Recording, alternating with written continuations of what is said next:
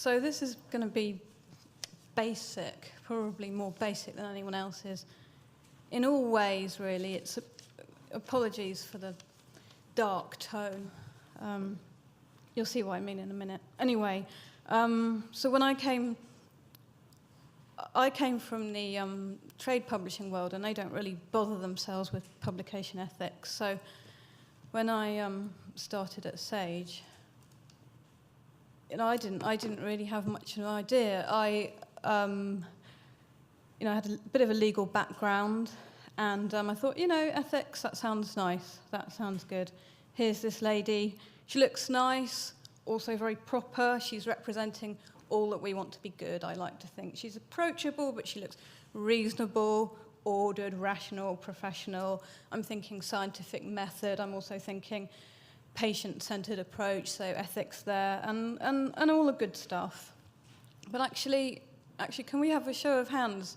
Who actually deals with this stuff on the ground? Like, problems come in, and then they deal.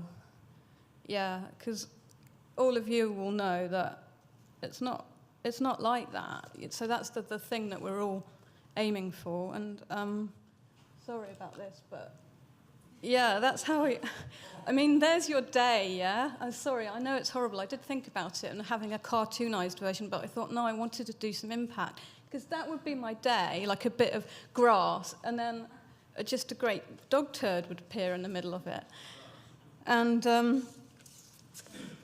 why is it shit? So, these have been covered by other people. We wouldn't be here if everything was fine. So it's like you only hear about the murders and the rapes. You don't hear about the times when people held themselves back from committing violence, even though they were really annoyed. So that's one reason why it's shit, and that's just kind of philosophically depressing. But hey, we're all humans. We have to deal with that. So I thought mention it. And for me, actually, and I know that we've got loads of experts here, so maybe I'm speaking bad, but actually, this wasn't the only part of my job, and I'm sure that's the case for loads and loads of people who have to deal with it. A lot of my background was contracts, and I'd rather be doing contracts, to be honest, because it's much more constructive. It's about an agreement. Yeah, it can be tough, but everyone's happy, really. So in my view, it is shit dealing with publication ethics. And, it's not just shit, it's complicated shit as well. So you've got loads of people. You've got, say you're the publisher sat in your office, you're trying to coordinate with journal editors. Some know loads about publication ethics, others know nothing, and that's a problem in itself that you need to start addressing. You've got, the accused, in inverted commas, I don't know what else to call them these days, and accusers often, and, who almost certainly you've never met them. And you're untangling what's happened and what should be done, and it resembles this. At the start, it feels like that. And also, we've talked about this. It spans different worlds. Academic world and publishing is obvious. So, we've got the publishing world where we're concerned with the scientific record. Of course, the academic world is too, and how it's been compromised and how it can be rectified in the academic world. It's people's careers, it's their lives, it's their paid employment and their reputation. And then sometimes we add the legal.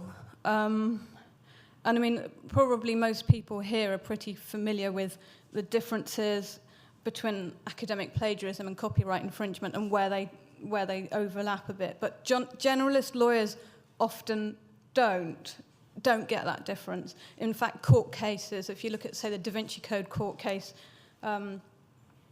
they use plagiarism and copyright infringement interchangeably. But lawyers often do get involved, especially if you're dealing with the US, to be honest, and much more of a litigious culture. So it's, how do you deal with all those different minefields when you're just, the bod that has to clear up this crap? And to make matters worse, I will get more positive in a minute.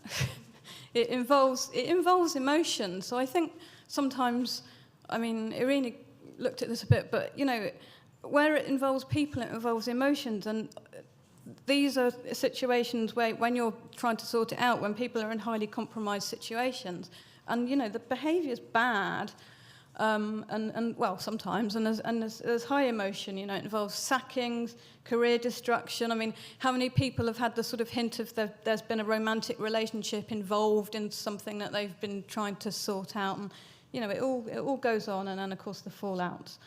And then, of course, when you have the fevered competition of academia that we've all been talking about, it just times it by a million. And for the sort of, you know, for the person trying to sort things out on the ground, not knowing about, it's moved slightly, not knowing too much about it and trying to learn as they go along, which is unfortunately often what happens. You know, the stuff doesn't have labels attached to it. So, you know, you get something in, and we had something in once in the social science area, and it looked like a pretty tenuous claim of plagiarism. It looked like, you know, it was in the same field and on different subject matter. They were saying kind of similar stuff, and it was not possible for me as just a publishing person to see. Luckily, I had a really, really good journal editor on this one, and he basically worked out that what had happened was this, that one of the authors on the accused paper, I'm going to call it that, also had sight of the early version of the accuser's paper, and just a bit disorganized and going through bereavement at the time. And it probably wasn't intentional plagiarism. I believed her. But what happened is the data that had been obtained in one setting, the accusers, had been on the desk of the accused and reproduced, somehow got mixed up, and it's not great, and in the accused paper. So it was good data in its setting it came from, but obviously totally made up in the other paper. And so it was a case of, well, you know, there was no intent. Probably there was no intent if we think about it kindly. But irrespective of intent, it was a totally nonsense paper, so it had to be retracted, and it was all very sad for everyone. I guess the point that I made from this is that I kind of assumed that data appropriation always had to be deliberate. I mean, how can you accidentally steal someone's data? But in this case, it seems maybe it wasn't. So all from the publisher's point of view, and everyone's point of view, I know, but for me, it used to feel like, you know, the horror, really. I mean, it's kind of horrible in all ways. I mean, there's reputation of the publisher, that's huge, and then you worry about that as an individual employee. There's cost, which includes time, and then you spend so long trying to sort out the problems that you don't ever get to. This was my big problem when I was at Sage, that you don't ever get to move things forward as much as you want to do. You don't get to put those kind of cope policies in place. You don't, you know, so it takes huge time, so it needs real forward thinking and resourcing from publishers. And, you know, like, you can probably see from how I'm talking about it, but stress to employees. I mean, I think that's a big thing. I mean, it's stress to everyone. But, you know, it's trouble with a capital T. We had death threats, suicide threats, you know, the whole lot. So it's kind of horrible. I wanted to acknowledge that, really, on a human level. So here's what you have to do. As we all know, you just shovel it up. But, you know, how? So you could do it badly, or you could attempt to do it well.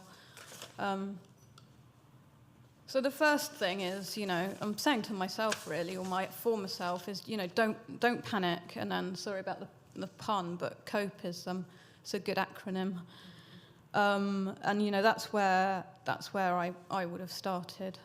So doing it properly is really important. I mean, it's self-evident. We all know that. We've talked about how essential it is for academia and for the publishing community, but and so to do things, you should do things properly just because you should, and so that you're not part of the problem. But it's also, you know, it's good for your organisation. So if you've dealt with it, like, you know, according to a process and tracking what you did, then you don't have to reinvent the wheel next time. It facilitates communication. You don't have to be so ad hoc. And then I also found at a real personal level, having a process kind of helps you keep the emotion out of it. It helps you keep all that nasty stuff a little bit out of your mind so that you can focus on what you have to do. And, you know, I used to get a feeling of calm, a slight feeling of calm come over me when I would look at the COPE flow charts and think, okay, I've been presented with this shit. And right, well, I'll start here, you know, and it used to calm me down a little bit. So it's a good thing from all levels to do stuff properly. Talking a little bit more about the process, I mean, I would say for anyone, you know, just getting into it, yeah, COPE's the place to start. COPE, but then incorporating your own processes. What do I mean by that? Well, every company's different, and everything will need to be sort of done in a slightly different way. So the COPE flowcharts are written from the point of view of a journal editor, and rightly so. But you know, what happens if you're part of the legal team and it comes into you? Who do you talk to next internally? And that will just depend on which, you know, where you are, which publisher you're in. But it's good to have a process so that everybody does it the same every time. And what stages different people in the team need to be involved. So, for example, yeah, when do you escalate to legal? When do you need to start talking to PR? And just to have all that documented so that it doesn't have to sit with one person and it can be reproducible is a really good thing. And also, you know, do you have a plan for, like, in really hideous situations, you know, death threats? I mean, having had a death threat, I would say it's actually better to be taken out of the decision-making process and any communications, because your mind's quite clouded by that point. So it's like, maybe that would be my, you know, take-home message to anyone in management positions. It's like, yeah, take that person out of the equation. It's not too nice. So thinking a bit more about tracking. I mean, none of this is rocket science, but I think sometimes it's quite good just to repeat the basics. It's, yeah, make sure that you've got deadlines for actions and regular reviews to make sure that things are progressing, because, you know, you've got a million different things in your day, and you don't want these things to get stuck, you know, because they need to be kept moving and sorted out. So again, you're not part of the problem, and it helps you keep control of the situation.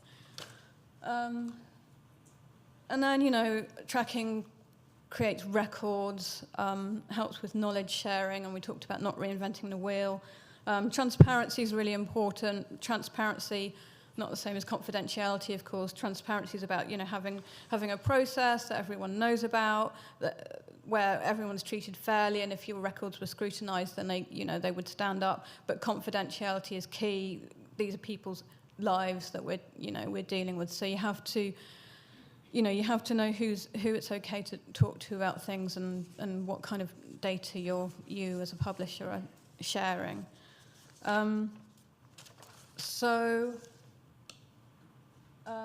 Ethics policy. I mean, starting to think about how to get the structures in place when, you know, you've started from nothing, really. I mean, ethics policy is a great place to start. Again, really basic. And then think about its purpose. When I was doing one, I looked at loads of other people's, obviously, and some are really long, some are really short. You think about what purpose you want for your company and what resourcing you've got. You know, perfect being the enemy of the good. Good to get something out there. I mean, what I tried to do is try and do something in a sort of spirit of integrity, and then link to COPE wherever I could, because they were the experts for me. But funnily enough, I didn't really, you know, the ethics policy I produced was just, you know, published on the website. And then in my last few days at Sage, they were looking at another company for, you know, to take them over. And someone said, oh, actually, yeah, they've got an ethics policy. It's really good. Just have a look at it. And I looked at it and I was like, oh, that's mine. And you've plagiarized it, but that's okay. That's all good. Yeah.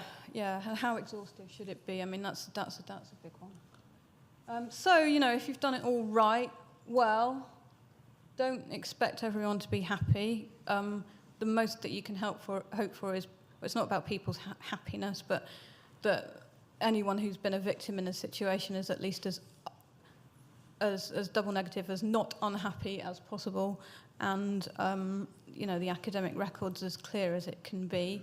But no one's going to throw you a party. There's no fireworks. It's just, business as usual, really. But what I would say is that, if you've got through one of these things, and especially if you haven't done it much before, then you make yourself a cup of tea, give yourself a pat on the back if you've got through it, and remember, you won't necessarily, I certainly haven't had one situation that I've dealt with where I wouldn't have done something differently next time. I mean, there's no perfection, and it's all a big learning. But, good faith goes a long way, and people have appreciated what I've done when I've shown good faith, and that's the thing that keeps you going, really. So that's it. I don't know how long I've been, but You've done very well.